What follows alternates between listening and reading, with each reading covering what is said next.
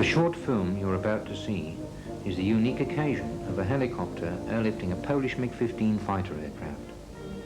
We start our film on the 18th of September 1986 at the Retford headquarters of AF Budge Limited in North Nottinghamshire, where the aircraft is being prepared for a trial lift prior to the real thing on Friday the 19th of September. This particular aircraft, which is still in flying condition, carries the markings of the Polish Air Force, from whom it was obtained early this year. It arrived in Retford on the 20th of August 1986 and was reassembled on the premises of AF Budge Limited by an aircraft servicing team from RAF Finningley. The Russian MiG-15 was designed by Mikhail Gorovich and first flew on December the 30th, 1947. It completed its state acceptance tests by March 1948, and the first aircraft went into service during October of the same year. This example was built in Poland by WSK Milek and is designated LIM-1. It is powered by an RD-45 turbojet, which is a copy of the Rolls-Royce Nene engine. The engine produces a maximum thrust of 5,450 pounds, which gives the aircraft a speed of 641 miles per hour at 16,000 feet. The maximum height a MiG-15 can reach is 50,000 feet, and its maximum speed at sea level is 688 miles per hour. Armament comprises of one 37mm N37 cannon with 40 rounds and two 23mm NR23 cannons with 80 rounds each. The armament is mounted on a quickly demountable package hoisted into the underside of the aircraft on 4 cables. The MiG-15 aircraft first saw active service in the Korean War, where it quickly established air supremacy until the arrival of the F-86 Sabre. This aircraft, the only one of its type in the UK, is being transported to RAF Finningley for the Battle of Britain Open Day on the 20th of September. The trial lift being successfully accomplished, we will now move on to the following day, Friday the 19th, where, because of difficulties in moving the aircraft by road, a Boeing Vertol Chinook CH-47 helicopter of No. 7 Squadron, RAF Odium in Hampshire, assisted by the Joint Air Transport Establishment of RAF Brize Norton, will airlift this famous fighter aircraft from AF Budge's premises to Finningley.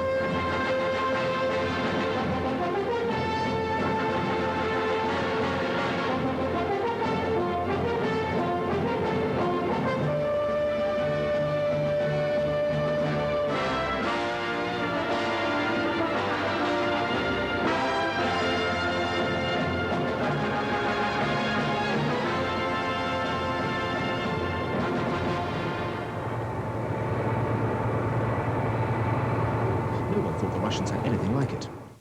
This one is the first of 20, bought from the Polish Air Force by an enthusiast for sale to museums all over the world. He's got orders for 22 already. It's only 10 miles as the MiG flies to the display airfield, but this one isn't flying yet, not under its own steam anyway. The Air Force decided to take it by helicopter instead. Now, they hadn't done such a thing before, and the fire brigade didn't know what to expect either. A certain amount of caution was called for, even to the extent of using a couple of tanks to protect neighbouring railway buildings from the downdraft of the helicopter.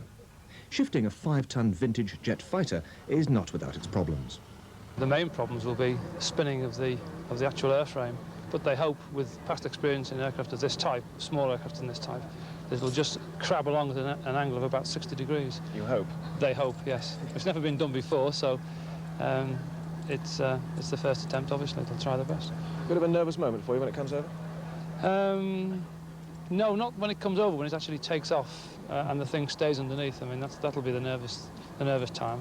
And the time between here and Finningley, nothing drops off it. Enter the workhorse, a twin-engined Chinook helicopter capable of lifting 11 tons. Getting the MiG out of the yard without damaging it or the surrounding buildings calls for a neat bit of precision flying.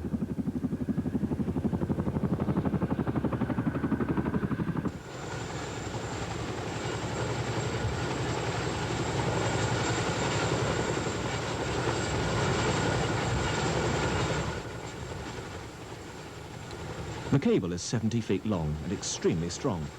Nevertheless, the MiG itself is insured for £30,000, and on top of that, there's an estimated £2 million in public liability insurance, just in case.